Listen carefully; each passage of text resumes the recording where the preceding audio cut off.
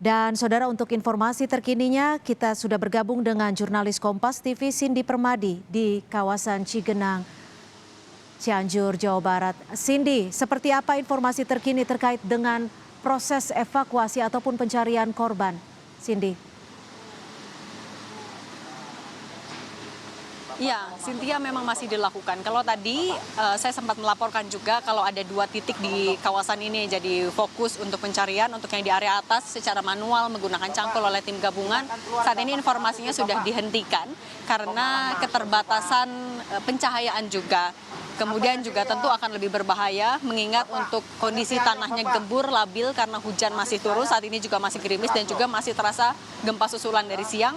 Kemudian juga sore setidaknya ada 2 kali yang kami rasakan. Kemudian yang di bawah ini masih dilakukan dengan eskavator. Lebih lengkap, Cynthia, saya akan mengajak Anda untuk berbincang langsung bersama dengan Kasih dari Basarnas Jabar dengan Pak Supriyono. Pak Supriyono, selamat sore, Pak. Selamat sore. Pak Supriyono, mau konfirmasi, artinya data terbaru yang diduga masih tertimbun 31 orang, bukan 30 orang ya, Pak? Betul sekali. Hasil asesmen tim kami, tim Basarnas atau unsur SAR yang di Cicendil ini, kita data secara detail menemukan data 31 korban yang dikhawatirkan ada di wilayah ini. Pak, kan ini juga sudah masuk hari ketiga atau proses evakuasi dari kemarin udah lebih dari 48 jam, Pak, untuk evakuasi. Titik-titiknya juga sebenarnya sudah diketahui, Pak, dari laporan warga. Yang jadi kendala apa sampai belum ditemukan, Pak? Nah, tentunya dari 2 hari ini sering turunnya hujan. Pada saat jam 13.00 sudah mulai turun hujan. Begitu juga masih adanya gempa susulan. Nah, yang ketiga yaitu banyaknya warga yang ingin melihat atau wisata bencana. Nah, kami mulai tadi pagi sampai akan hari-hari ke depan akan koordinasi dengan pihak kepolisian, pihak TNI untuk mensterilkan wilayah Cicendil ini dari yaitu tadi ancaman-ancaman itu tadi, khususnya warga yang ingin hanya melihat saja.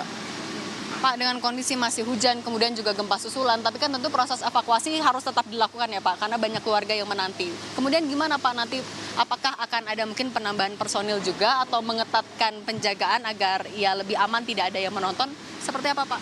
Nah, proses pelaksanaan pencarian ini kita batasin personil rescue yang ada di lapangan.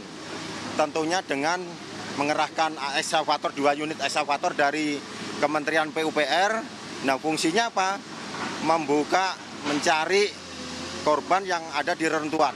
Setelah itu begitu kelihatan tanda-tanda korban, baru tim kamilah yang akan mengevakuasi dan membawa transportasi ke Rumah Sakit Umum Cianjur. Pak, ya soal tadi dengan kondisi tanah yang juga masih labil, kemudian apakah ada strategi lagi, Pak, untuk mempercepat juga proses? Kan tentu harapannya masih bisa ditemukan dengan selamat. Tentunya kami punya rencana pelaksanaan operasi SAR dari target 31 korban tersebut. Rencananya apa? Ya berkolaborasi, bersinergi dengan unsur SAR lain, TNI, Polri, Kementerian PUPR, itu yang berkoordinasi. Ya. Oke. Pak, angka 31 orang yang masih hilang, ini kan angka yang tidak sedikit, Pak. Kemudian untuk memastikan perkiraan lokasi mereka tertimbun gimana, Pak? Nah, tadi pagi tim Kinain Polda Jabar dan Sardok sudah melakukan asesmen. Salah satunya penginderaan dini. Nah, begitu juga ya ini fungsinya asesmen itulah. Kami sudah menemukan titik duga korban, keberadaannya korban di saat di tanah reruntuhan tersebut. Oke, Pak, kemudian juga mungkin boleh, Pak, kan tadi Bapak juga sempat menyinggung soal wisata bencana yang ini juga justru menghambat proses evakuasi. Boleh disampaikan, Pak, juga imbauan untuk warga? Tentunya Basarnas, aparat, TNI, Polri hadir untuk negara hadir untuk masyarakat. Tentunya aparat inilah, petugas-petugas inilah dibantu. Dengan adanya banyak pengunjung wisata bencana, otomatis menghambat pelaksanaan operasi SAR pencarian. Ya, mohon dengan sangat kami pribadi, Basarnas, warga Cianjur, negara turut berduka dengan adanya bencana ini. Tapi dengan berkolaborasi dengan masyarakat untuk lancaran operasi SAR. Siap.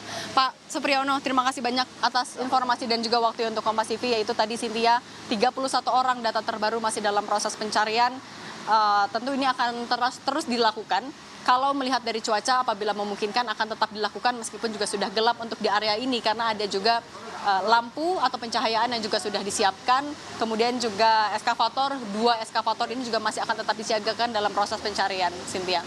Ya, Cindy, jika cuaca tidak memungkinkan untuk proses pencarian korban dilanjutkan, jam berapa tepatnya esok pagi proses pencarian akan kembali dilanjutkan, Cindy?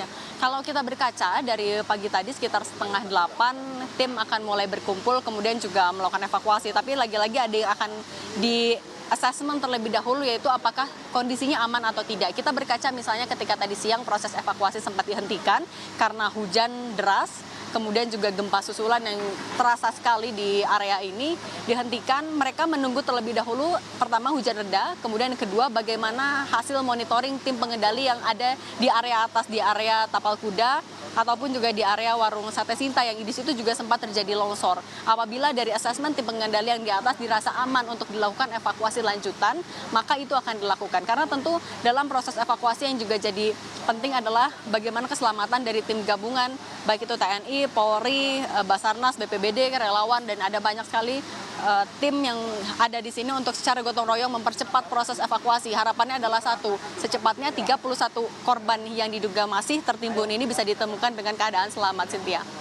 Baik, terima kasih informasi Anda, Cindy Permbandi, yang melaporkan langsung dari wilayah Cigenang, Cianjur, Jawa Barat. Terima kasih, Cindy. Selamat bertugas kembali dan tetap hati-hati di lokasi bencana.